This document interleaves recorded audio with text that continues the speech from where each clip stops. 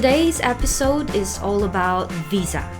As some of you already know, Loan deal with immigration cases and provide visa assistance. Visa issue is the most common inquiry I receive every day. So we have prepared top 5 inquiries about visa, and attorney Alex will provide the answers, right? Right. Yes. Are you ready, attorney? More ready than ever. We sort of sorted out the most frequently asked visa questions that we come across in our consultations and decided we provide some answers to have you prepare for future needs. Yes. So let's get straight to the question 1, Mary. Okay. So question number 1.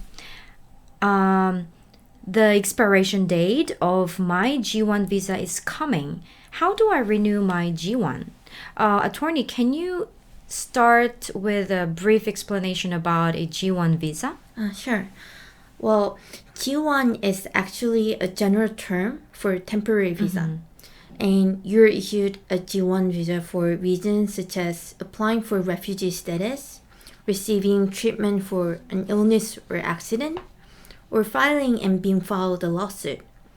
As this is a temporary visa that is issued on an as-needed basis, it should be reviewed individually to ensure that you have met the renewal requirements. Right. So, in short, you can renew G1 visa, but you need to have specific reason to request, right? That's correct. Yes. So, question number 2. I am a foreigner with a Korean spouse. However, it seems that our marriage is already over and I want a divorce. Can I still get an F6 visa? So I get this question a lot, attorney. Right. Spouse visa holder worries about this because the fact that once they get divorced and have no children, he or she must go back to his or her country, right? Right.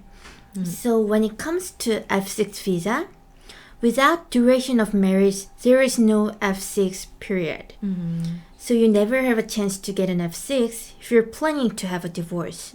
So you have to come up with something else such as F5, which is permanent residence, or something else. However, there are visas you can apply for as long as you're raising young children.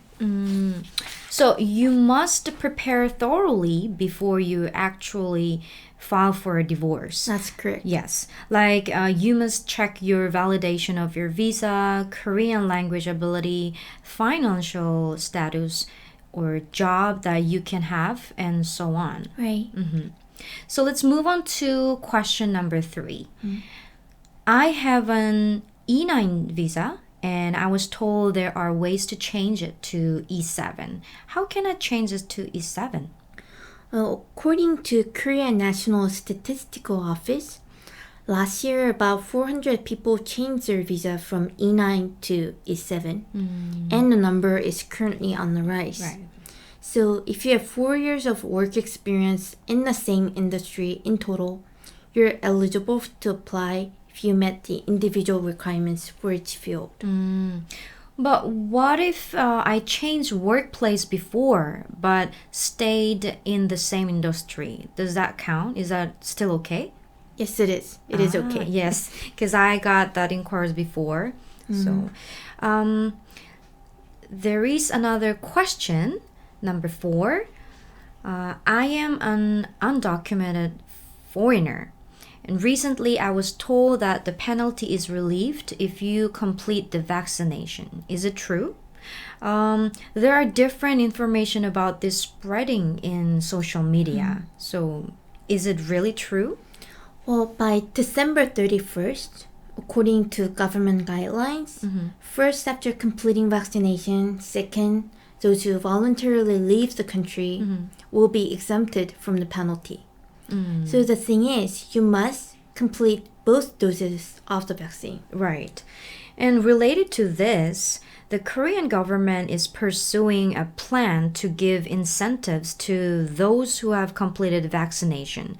However, foreigners who have committed crimes in Korea or who have violated quarantine rules cannot be the beneficiaries of the incentives. That's right? good to know. Yes. We have last question number 5. My spouse and I are both undocumented, and we have lived in Korea for a long time and have children. Is there a visa related to child support? So, this is one of the important parts that people want to know. Is there any, attorney? Well, again, yes, it is. And in April 2021, the conditional relief measures for illegal immigrant children born in Korea were implemented.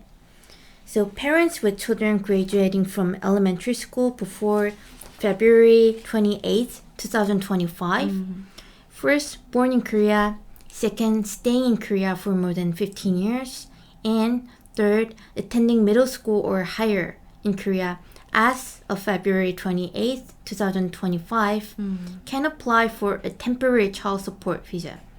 And for more details, feel free to reach us. Right. Well, that's very informative and good news, right, for them. Yes, it is always important and necessary to discuss about your case with an expert. Lowen is here to assist. Thank you once again for listening to our episode today. See you again. We'll see you, and I hope you find all this information very helpful. And we'll get back to you. Okay. Bye. Bye.